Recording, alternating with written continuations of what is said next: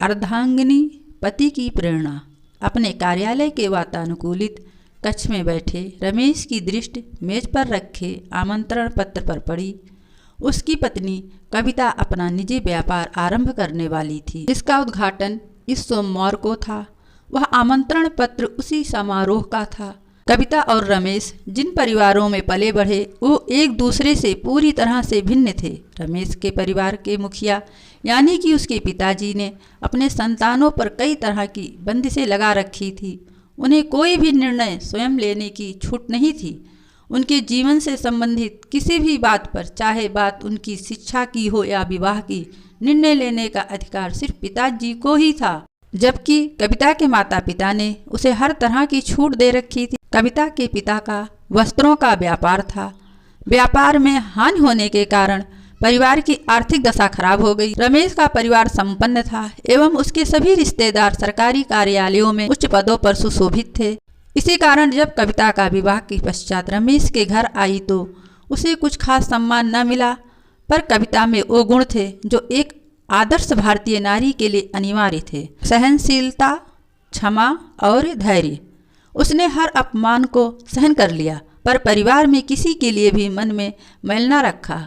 वह अपने पिता की व्यापार में हुई पराजय को अपने कठिन परिश्रम से विजय में बदलना चाहती थी। श्री धीरूभाई अंबानी उसके आदर्श थे और वह भी उनकी तरह वाणिज्य की दुनिया में सफलता की शिखर छूना चाहती थी।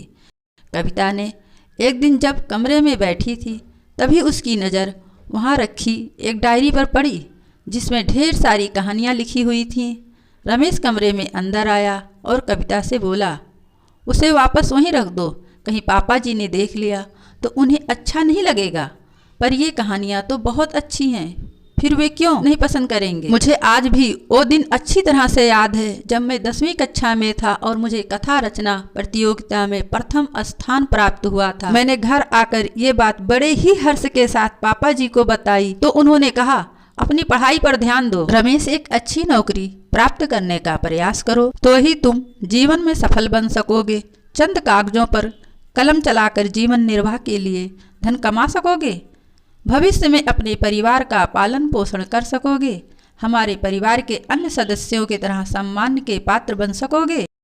ये सब करके क्या मिलेगा तुम्हें? तुम्हारी रचनाएं कुछ पत्र पत्रिकाओं में छप गई तब भी एक परिवार का निर्वाह तो नहीं हो पाएगा।